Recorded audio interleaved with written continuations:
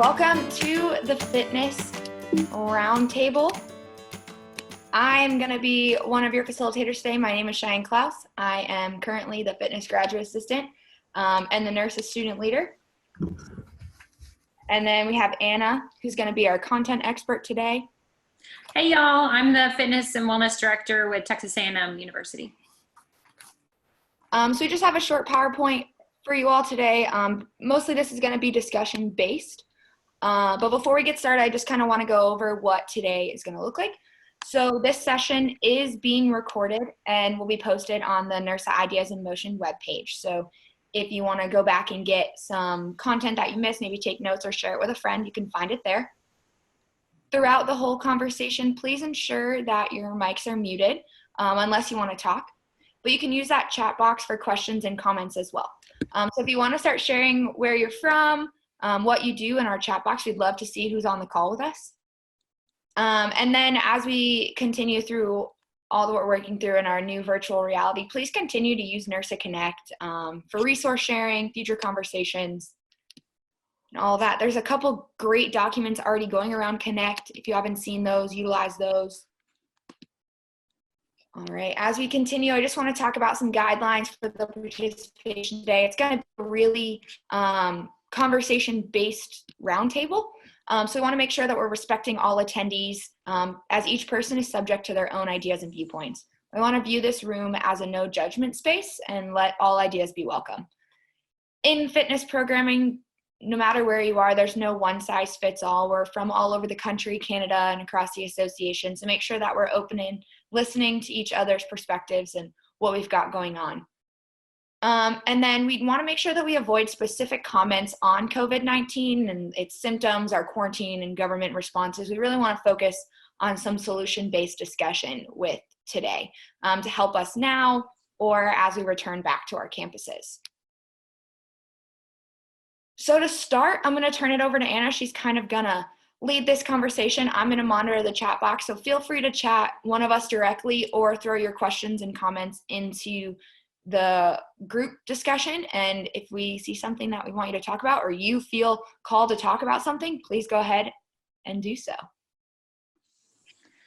So we kind of wanted to keep it really broad, keep the conversation broad. So one of the things we were thinking is to kind of start this off in regards to group fitness. What are you all doing to engage your participants, your university, your students, faculty, staff, and what are you doing to keep your students engaged as well as so your employees engaged?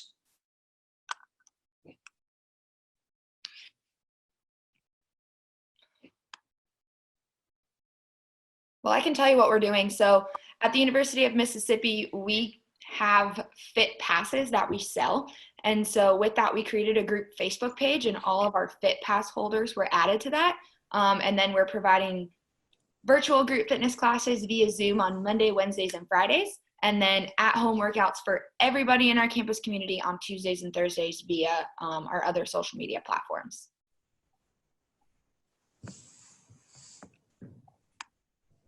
Are you wanting us to share what we are doing via like our voices or via the chat box? Both. Either one, yeah. Okay. So I am Cynthia Lewis. I'm from the University of Colorado Springs, and I am the fitness coordinator here. And I've been working with our team. We've kind of put together a mishmash of sort of what you said, Cheyanne. And so we're going to do Monday, Tuesday, Wednesday, and Thursday and Friday classes for our Fit Pass holders. We're just going to do one a day. So on Monday, we're kind of just sharing what the week looks like for everyone. And then we'll do like a Monday meditation on our YouTube, which is for all of our fitness people at UCCS. So that includes faculty, staff, and students. And then on Tuesday, we're doing yoga. Wednesday, we're doing also live yoga, and we're actually using WebEx because for fitness, it's really ideal because then you can play your songs through the same like through the same computer or through the same phone that you're using to stream your class. And that works well. You can listen to the music and you can hear your voice at the same time. And then also on Thursdays, we're going to be doing dance fitness. We're doing a zombie run on Friday for like a 1 mile running, like beginning group. And then that is all for fit pass holders. And then we're also doing like a YouTube and social media page for, but just like a bunch of resources that have become available because of the coronavirus. So for instance, like Core Power is offering free yoga classes. So that's kind of what we're doing. Awesome. Hey y'all, this is Kyle Anderson from UNC Greensboro. A couple things that we're doing, I guess, is we created a Keep Moving webpage, which, and I'll just put it in the chat right now. We have a sort of theme of keep teaching, keep learning, keep moving, like across the university. We had a key for like a fitness side of things. One of the pieces is we're doing a lot of, we shot a lot of GIFs actually to just push out like quick workouts through Instagram that we're updating, and we're doing sort of Monday, Wednesday, Friday sort of workouts, like mini pieces, and then Tuesday, Thursday, more of a mind body piece. I think that, and I forget who it was that just spoke, Cynthia maybe, about there being a significant market increase of streaming programming. So I think one of the interesting challenges is, do you put your own instructors, trainers, whatever into market when it's already saturated with a lot of resources, and trying to create a new resource that individuals aren't necessarily used to going to, because more cases than not, they're getting bombarded more from a marketing piece, from apps, from social, from whatever, across the board, rather than putting out our own marketing. So in our Keep Moving page, we've started putting more resources and pushing to other places.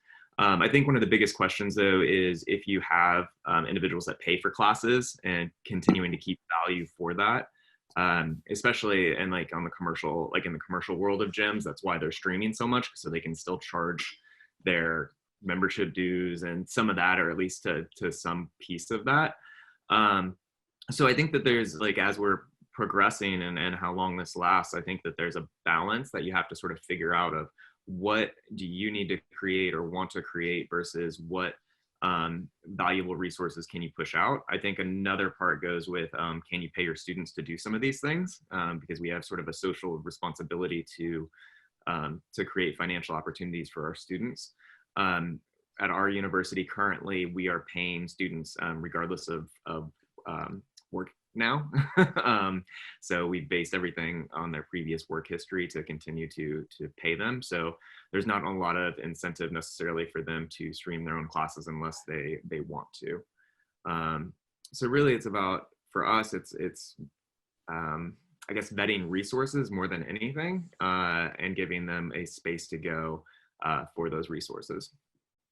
So yeah. Yeah, and I'll to answer a couple questions. One person I know asked about providing resources, a list of resources and what each university is doing. So NIRSA already has that.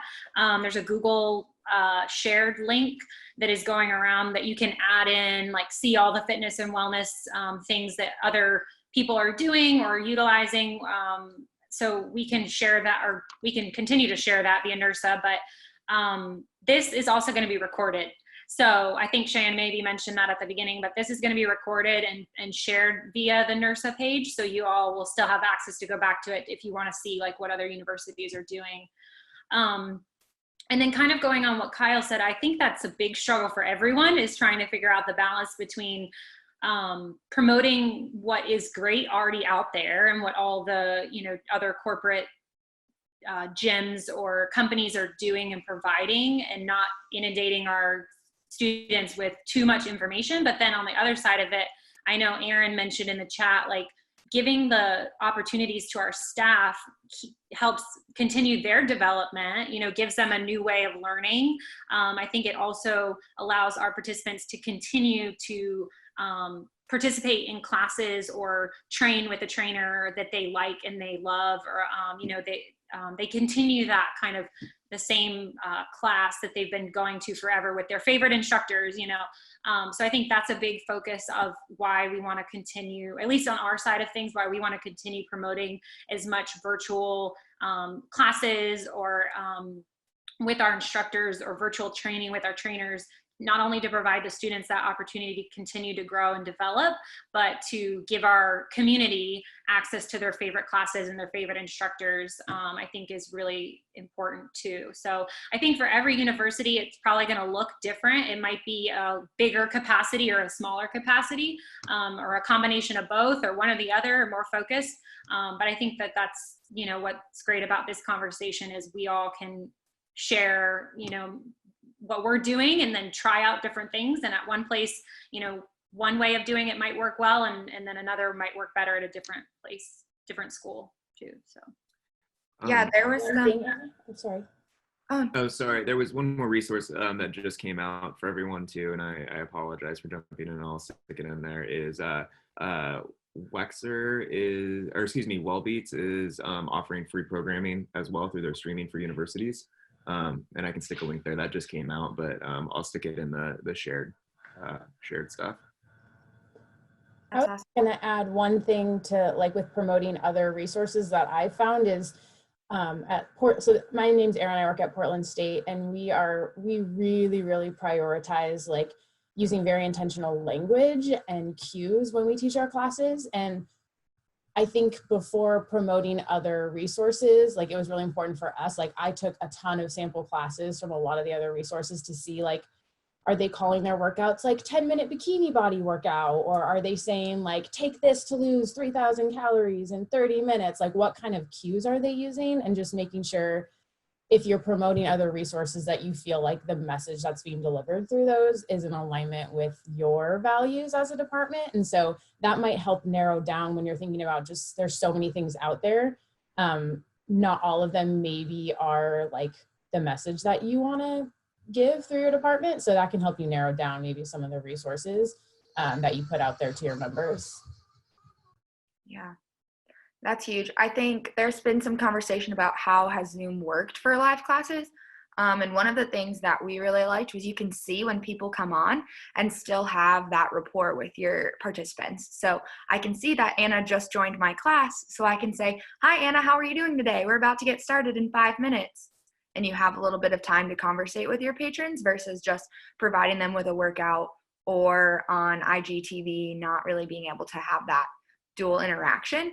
It's also nice because if they have their camera on, you can have a secondary instructor really monitoring their form and sitting there and watching or being attentive to the chat to make sure that they're doing things properly if you can see them, and being able to provide them those cues as you need, just like you were really teaching a class, which has been awesome. Yeah, and I know on our side of things with the capacity that we're dealing with as such a large institution, we don't have the ability to keep videos on or mics on for our classes. So our live Zoom classes, you know, there isn't that connection piece because we have to mute everyone. We have to close their videos in order for the class to continue because of how many people are, you know, joining and participating. But again, I think that's going to be different everywhere, and we're just investigating more ways that we can create or continue that community that we've established with our participants. A couple good questions coming in the chat. Laura was asking about closed captioning for these videos, and I think that's huge. A lot of people have brought that up on multiple occasions. So if anyone is using an app to put closed captioning on their videos, if you want to talk about that.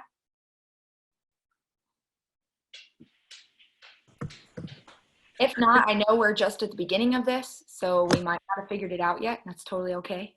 Yeah, I know YouTube does captioning. Right now, we are working on Zoom does live captioning. So if you do need someone who has accommodations requests where they need to have captioning, you can actually live caption Zoom. So right now I could assign someone, or the host can assign someone to live caption. So the way we're doing our Zoom classes is we actually have another instructor monitoring it or co-hosting it. And if they needed captioning, you can actually have that instructor or that person live caption the class while it's going. It's not perfect, obviously, but it's something that we can provide, so that works. And then if you upload those videos to YouTube, YouTube also does the captioning for you. The issue is, again, it's not always perfect. So right now we have our marketing student staff. We send them the videos, and then they do, they upload it to YouTube, get the best captioning that they can, and then they go through it and they add to it. We also have our instructors provide kind of like a layout of their workout videos to the marketing team so that they know like the language that's going to be used. So it is a process, but it's what's working for us right now. Cool. Continuing to monitor the chat. Scott, I see your question about refunds. We're going to get to that. Shout out to Michelle's group for having 1,800 participation on Instagram for 6 days. That's incredible. That is. There was a question about participation. So how are we doing with participation on the platforms? So if you guys want to chat that answer in, that'd be great. But we're going to move on into small group training because there was some conversation happening about small group training in some of the discussion boards that we've seen. Again, we will get to that refund question. It's on our last slide. But are you guys still running your small group training programs? No. Daniel's like, nope, we're done.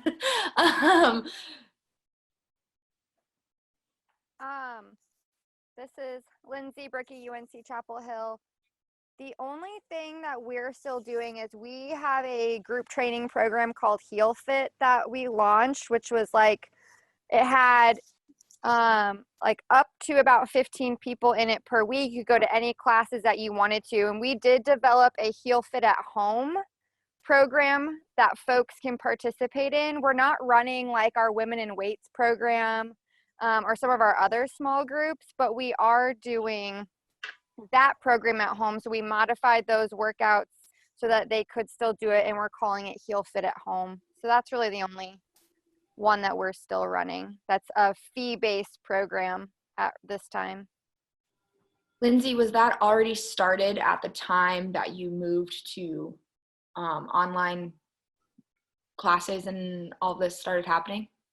No, we decided to start that once we found out we were going to get shut down. So we've only filmed a month out right now. So we've filmed a month of those workouts out, and then they get sent out 4 times a week at this time. So we may have to figure out how to continue that as we go, but we were only able to get a month done before the university shut down. Nice. I know this was a question on our Facebook group, Anna. Someone had brought up F45 and like subscriptions and licensing. Has anyone dealt with anything like that?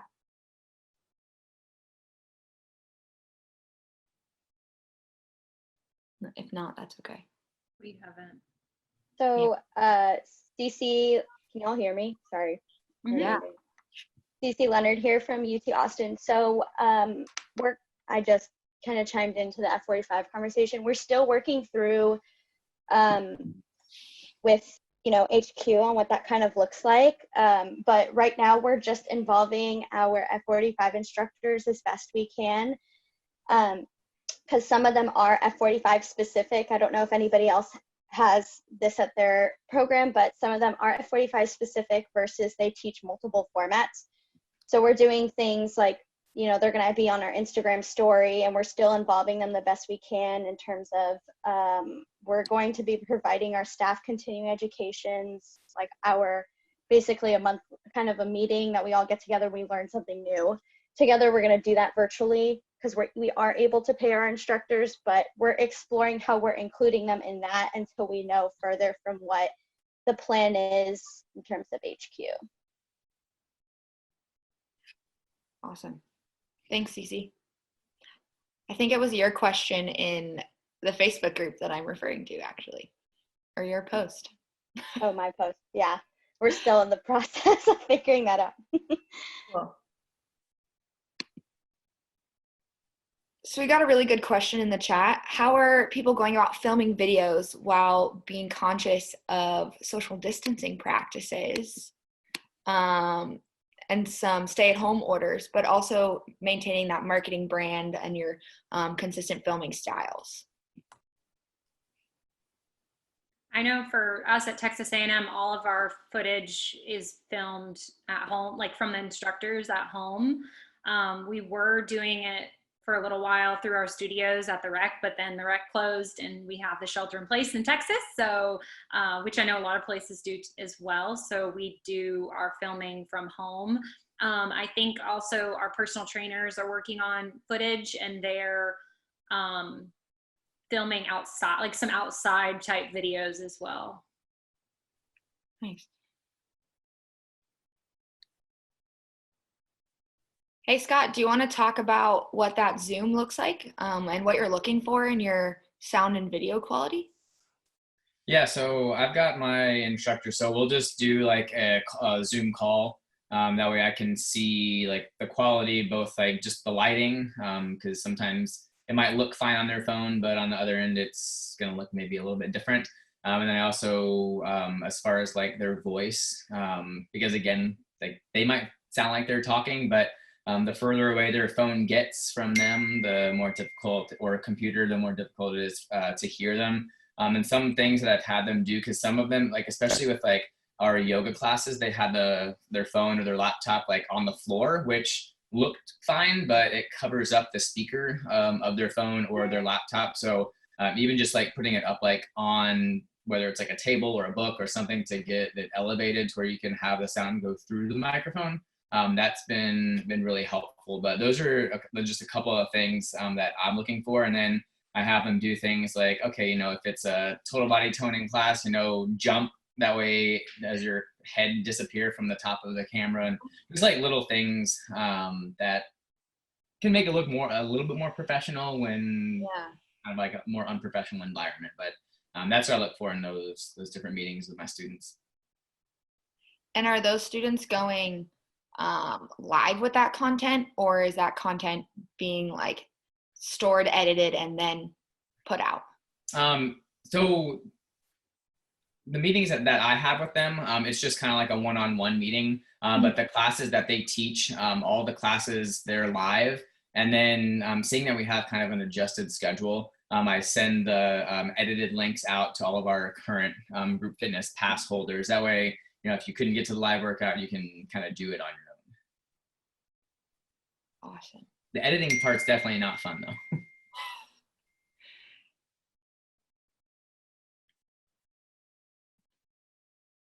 Anyone else want to talk about it? There's some more questions coming in about music.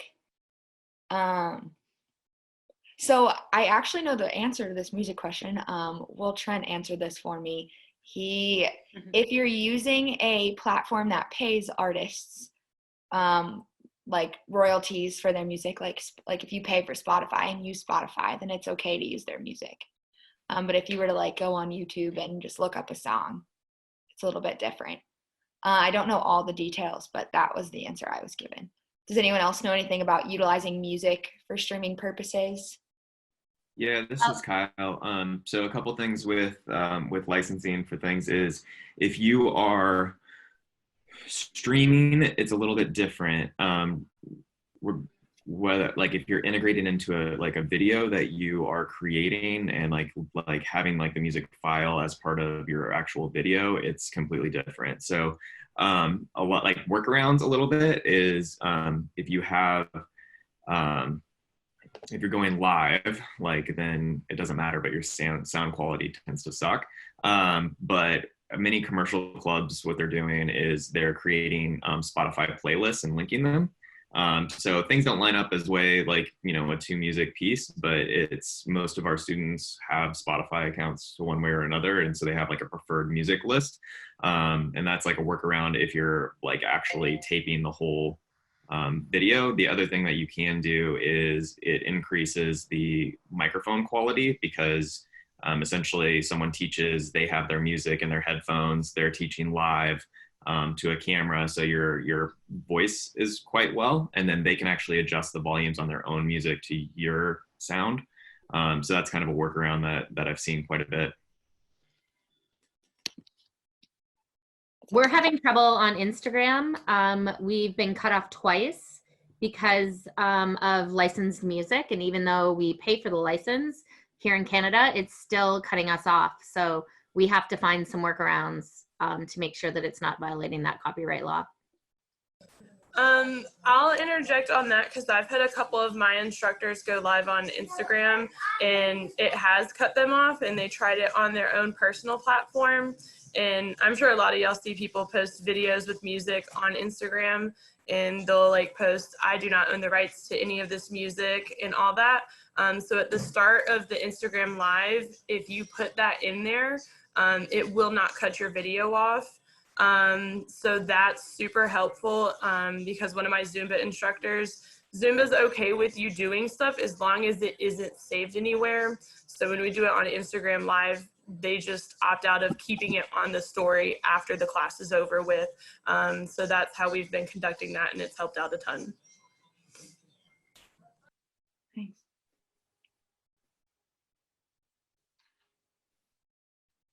So continuing with this topic of music in classes, how are you having your instructors play this music? I see that was a question. Are they using a different device, the same device, if they are playing music versus recommending a playlist? I know, like what Kyle said, we have, with the live videos, it's different. It's kind of a different process than the recorded videos, but for the live classes, it seems to work a little bit better when, for example, if they're playing in Zoom, at least, if they're playing music from their like computer or device, and that's what they're recording through. We've told them for the recorded videos to focus on the sound quality of their voice more so than the music, because we can always overlay the music in the editing side of things, or like, you know, put the music over at second, or recommend music for people to have, or playlists or that type of thing. But the most important thing for the recorded videos, I think, is the voice quality. So we've had good luck if instructors have Bluetooth speakers and they can connect it to, you can connect it to your computer or Zoom or whatever you're recording, then the voice quality comes out really well. Krista, do you want to talk about that setting on Zoom maybe? Yeah, sure. I'm actually a marketing person for University of Colorado Springs with Cynthia. And I know this from my experience. I'm a group fitness instructor for Bar 3, and we're doing a lot of the stuff through Zoom for our own classes. So I can put something in the chat about the preferences, but essentially there's a setting in Zoom where you select it to play directly from your computer rather than pulling the music from your speakers, and so it's really clear. And then if you have like AirPods, so like a headphone setting that also has a mic, so even if it's like a full headset but it's wireless, it will also pull just like a mic and you're not having to fight the music. Zoom has this thing where if you're playing the Bluetooth and you have a mic going on, it struggles to figure out which sound to pull. So one will be heavier than the other is what we've noticed. So yeah, that's been like the best way. And then the only thing that if you use your AirPods is you'll hear the music in your ears and it won't stop playing. But if one of them falls out, like I think usually it's the right one, if it falls out, it'll pause the music on the Zoom and you won't know unless someone waves their hands at you. But you can go in and redo the settings. So I'll put the information in the chat for you guys, but that's what we've been doing at Bar 3. And yeah, I just figured I'd like chime in and let you know if you guys, a lot of you are using Zoom, that might be helpful. That's awesome.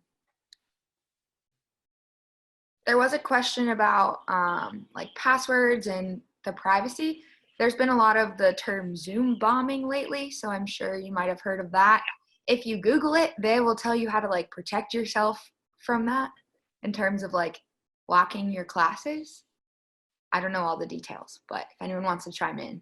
Yeah, I know I spoke about this last Friday.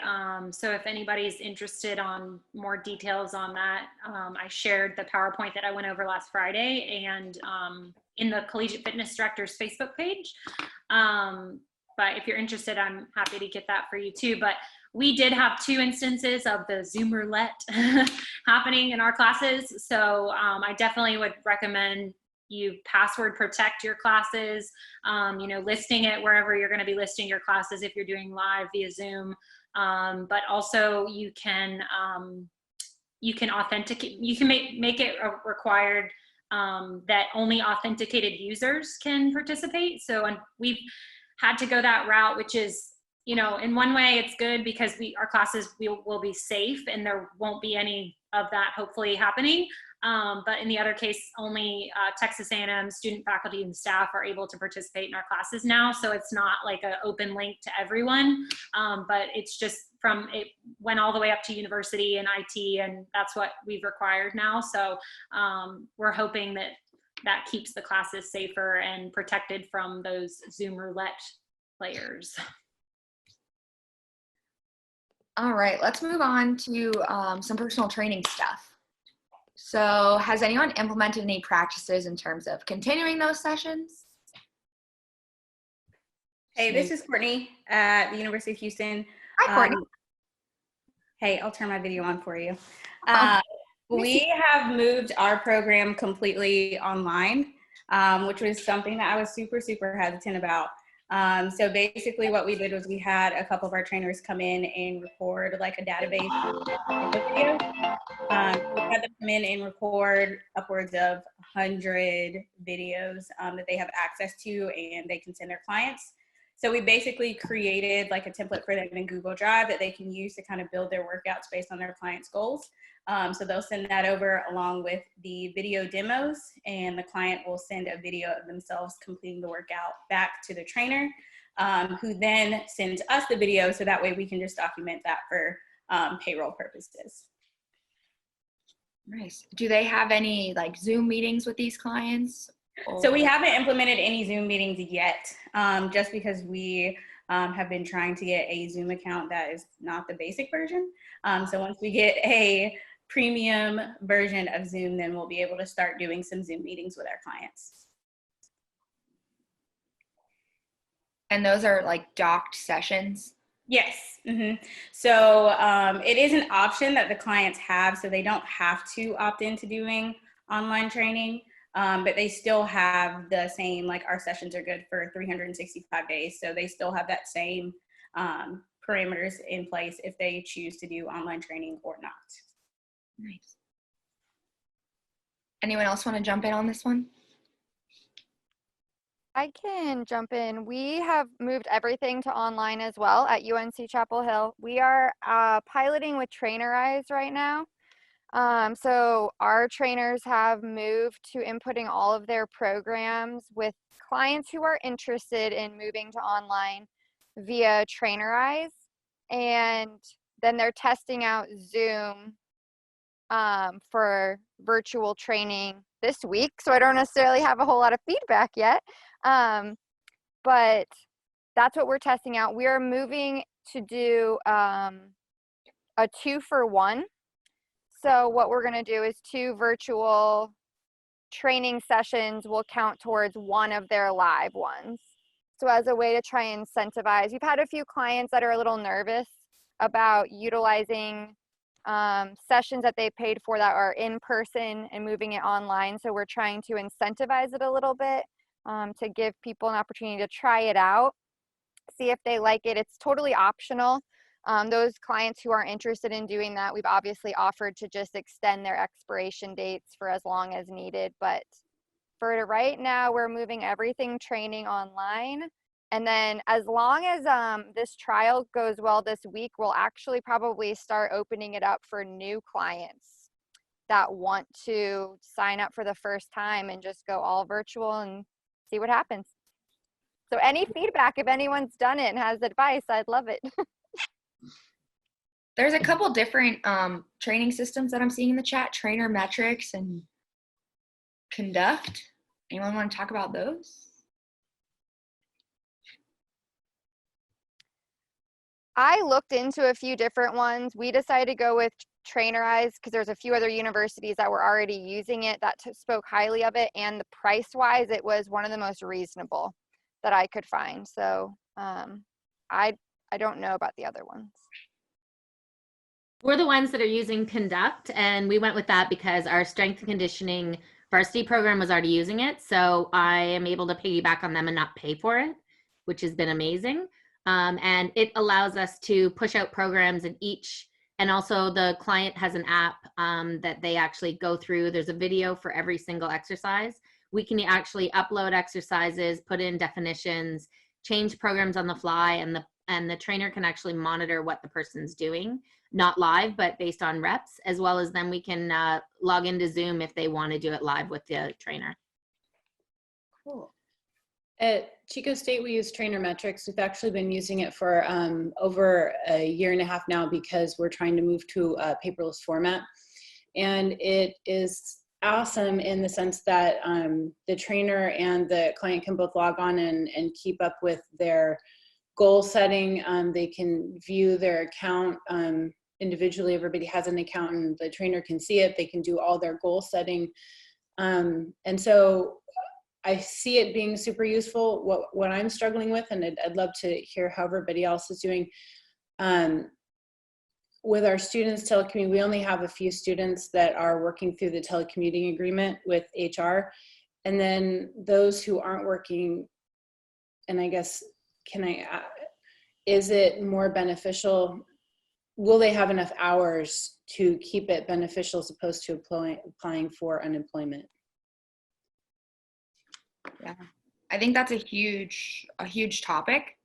If anyone would like to talk on it, absolutely feel free. I don't know how much help I'll be. I mean, we're in a fortunate situation that our university and department is allowing us to continue to pay every single student employee like they were still working.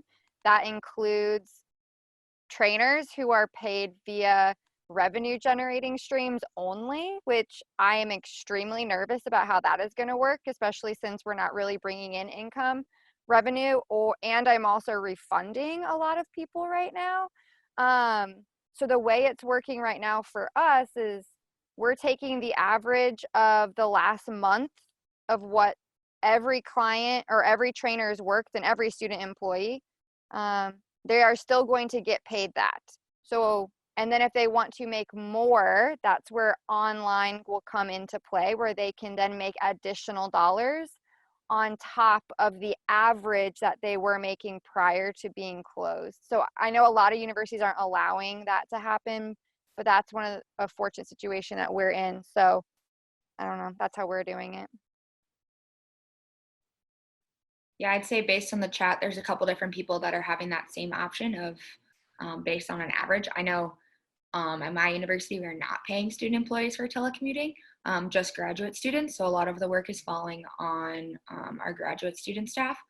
But we're also not doing a lot of the other things that we were doing, like teaching our actual classes or training our clients. So we're able to take on some of these more virtual needs. There's probably a NIRSA discussion post about paying students. I know I've been on a decent number of these roundtables and it's been a hot topic. I have another question. Sorry, this is Courtney again. I'm curious, we were talking about taking on new clients. We're currently not taking any new clients because we can't accept payment because we use Fusion. So is anybody running into that or doing anything to combat that to still accept new clients? So we use Fusion too, but they pay online. So all of our payment for any program or service is all online. Just got loud. Through our Stay Active site, do you guys have that online Stay Active site activated for Fusion? We do use the portal, but not typically for selling personal training. Okay. It just hasn't really been the best option for us so far. Hi, this is Melissa from Seattle University. I just wanted to chime in real quick. We're not currently doing anything quite yet because we're on quarter system, so we're trying to just like hold our horses and wait and really put things out that feel like they're authentic to who we are and what we do. But with personal training, one challenge that we've been running into when we're thinking about what we'd like to do in the future is pricing structure, and I asked this question in the chat. We're currently talking about doing just our current clients when we go to virtual, just to at least start that off. And we're talking about, we could take payment, we do mind body. We could take payment from new clients as well, but the challenge is it's not quite the same as what they'd be getting if they were one-on-one with us. So if anyone is talking about doing different price structures, I'd be interested to hear about that.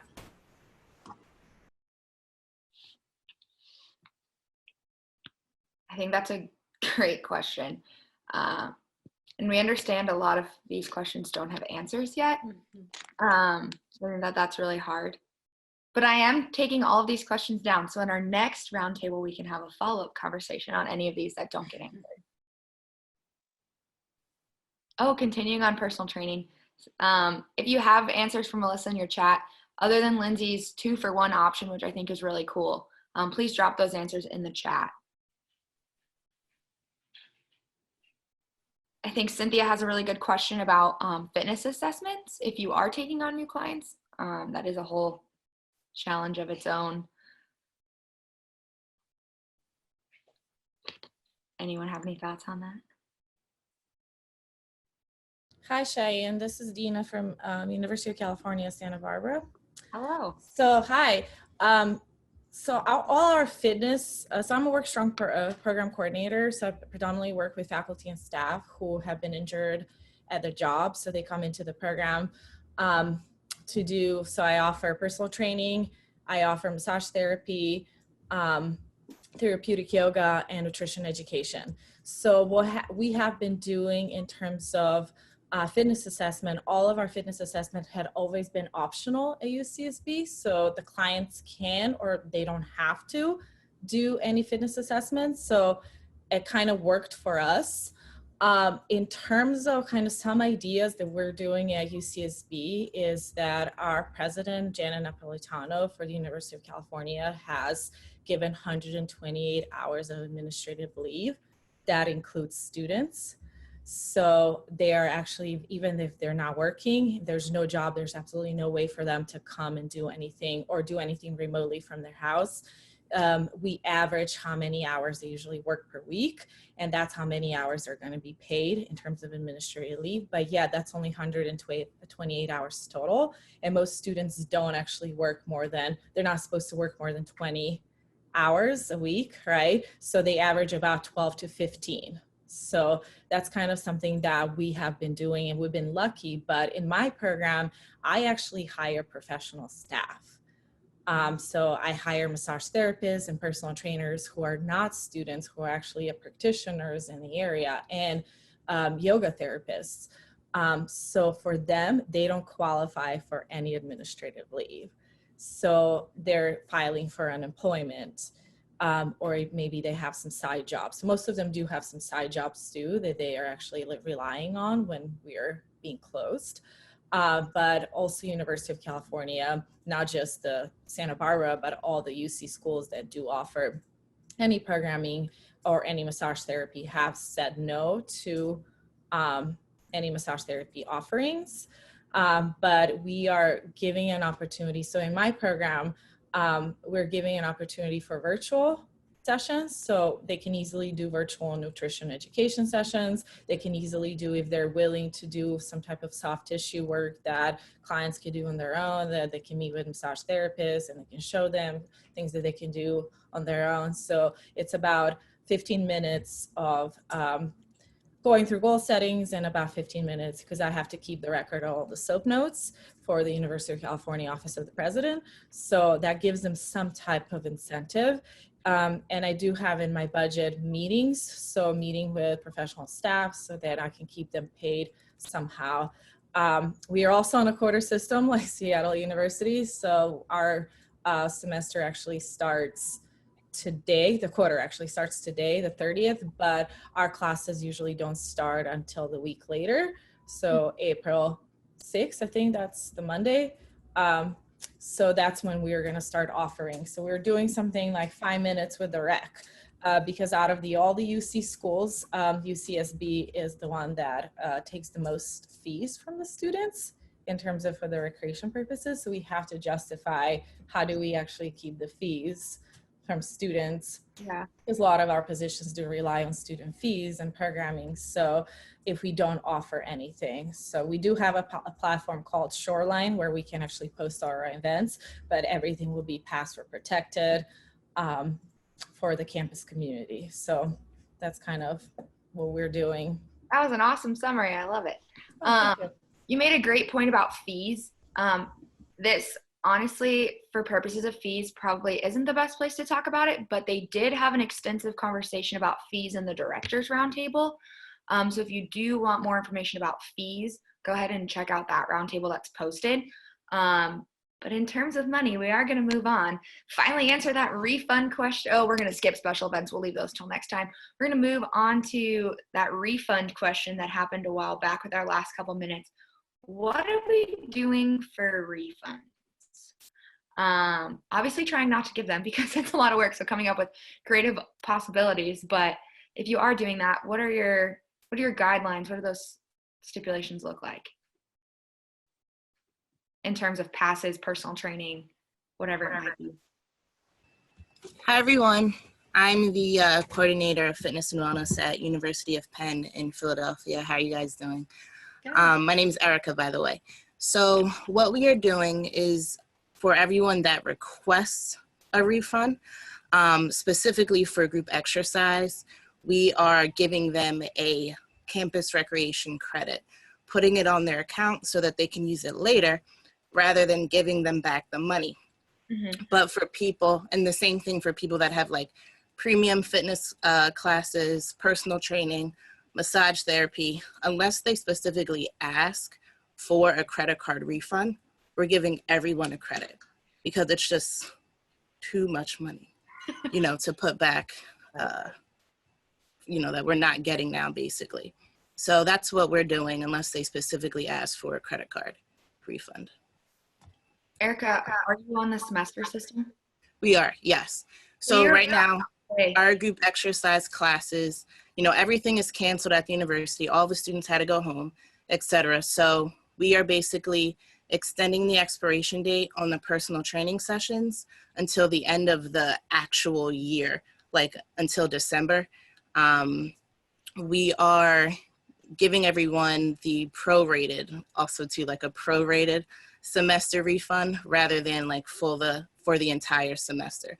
So as far as our group exercise passes go, they go specifically by semester. We used to have like yearly options where people could buy the entire school year as a pass, but we don't have that anymore. So we've chopped it up to only be semester-wide options. So that's what we're working with right now. So credit first, unless they specifically ask for a credit card refund.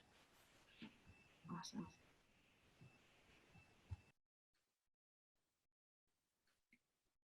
Just reading all these things in the chat. So if anyone wants to jump in. Hey, Cheyanne, me again from University of Tennessee at Chattanooga, Scarlett. I'll put my video on so you can see. Hi.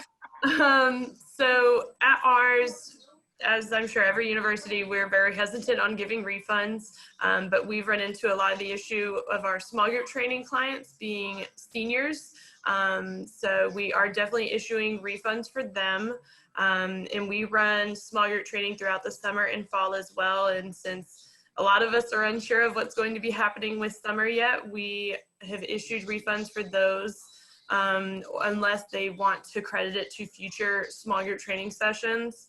And then just like I think everyone else, we've put our personal training on pause unless they're clients that want to do virtual workouts with their trainers. And we're just recording that as needed. I think we've issued probably about 10 refunds at this point.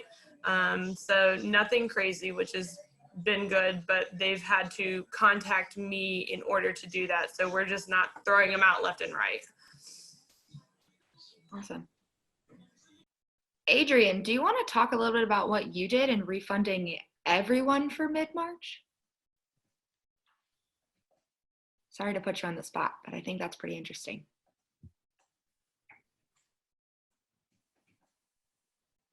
Well, if you didn't see it in the chat, I'm not sure if she's here. She said that we refunded all pass holders for mid-March through the end of the semester. So I think that that's interesting. Only if they're asking for it. This is Adrian from UTSA. Oh, perfect. I'm so glad you stepped away for just a second. You're fine. I'm so glad you're here. Yeah. So this is something kind of university-wide that's been something that Rec Sports has been following as well. So our passes are semester passes typically. So they have the option of purchasing the pass for $96 for the semester, or it's a reoccurring credit card. So the determination was our last day on campus was March 12th. So we figured out kind of the formula to refund half the month of March and then through the end of the semester. So anybody who'd purchased that semester pass, they didn't have to ask for it, they got it, the $55 return. And then for the recurring credit card, we refunded half the month, and then we've suspended the credit card charge moving forward.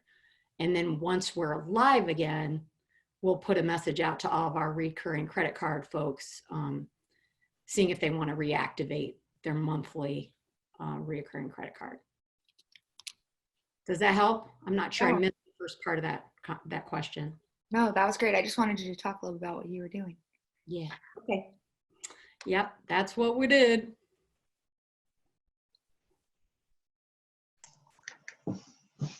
Anyone else want to chime in on this or any of the other topics that you see on your screen?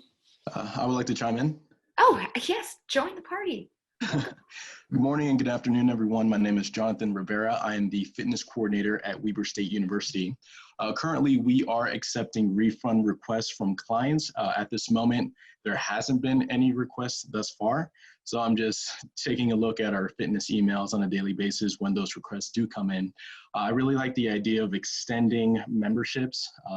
Typically, when a client purchases a package, they have a year to claim all of their sessions. So I'm definitely going to bring this up to my associate director and director in terms of how do we create that language for our clients and letting them know, like, hey, your sessions are still being honored. We're going to extend that expiration deadline. Yeah, participatory refunds are always the best kind. I'll just jump in real quick. The only thing different that we're considering with like semesterly pass holders is we use Fusion, and there's a promo code option through Fusion. So instead of refunding or putting a credit, is just sending out a promo code for them to use like in a future semester to purchase their pass. So they would get a discount off. We haven't made a decision what we're going to do, but that's the only other thing that our team's kind of talking about, is using that promo code option for 50% off a future pass. Yeah. I love that idea. I know at our school we have passes that are one-time passes, we have semester passes and annual passes. So when we were first starting our conversation, we were like, is there a way to quantify how many classes counts as using your pass? Or like, are we just going with a proration for the month? I think there's a lot of different conversations happening.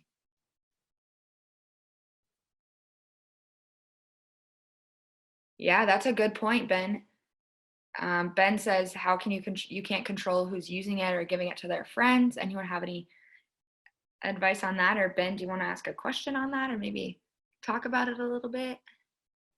Yeah, the only thing that we've chatted about is that you can set it to be an in-person promo code only. So they have to use the promo code at our member services desk. And then the member services team can check to see if they have a previous purchase that matches the promo code that they're doing. We have over 6,000 participants, so individual promo codes don't really work. Wow. What school are you at, Ben? The University of Minnesota, Twin Cities. Ah, nice. Well, there's only a couple minutes left, so I'm going to switch the screen to our contact information. We'll kind of start wrapping this up. Again, I want to let you all know that this is being recorded and will be posted on the Ideas in Motion page with the full chat transcript so you can see what was going on. Anna talked about a document that was being passed around kind of through NIRSA to see what different schools were doing. So try to get your hands on that. We will have another fitness roundtable happening same time next Monday. So please join that. It won't be the same discussion. This was kind of a surface level discussion about what people are doing. So hopefully next time we'll get a little bit more deeper into some of those practices and logistics of things. We want to keep building on these. Make sure you check out all the other roundtables that are happening. A work from home with kids one happening today after this. If you're a student, you want to come to my work from home with parents one happening tomorrow, feel free. Or with pets, it's work from home, WFHWP. So with pets, with parents, just with distractions. Yeah, I'll host the pets one. Bring your pet to the roundtable. My cat's been sleeping next to me the whole time. It's great. Anna, do you have anything to add? No, I don't think so. Thanks y'all for joining with us. I'm sure there was a lot of other topics that we wanted to get to, so hopefully next week we can talk more about those. Yeah, email us if you have thoughts on topics or specific questions. And if anyone wants to join the Collegiate Fitness Director's Facebook page, let one of us know and we can add you, or one of your colleagues can add you. Yeah, I'm an admin for it, so if you need to be added or if someone needs to be added, shoot me an email or send me a message on Facebook. Yeah, we appreciate you coming. We know that this is a crazy time in your life, so keep connecting with people. Utilize Zoom, utilize your resources from each other, your friends, your family. Connect, get outside. Hopefully it's not raining where you are. But peace, love, NIRSA fam. We love you. Have a great day, everyone.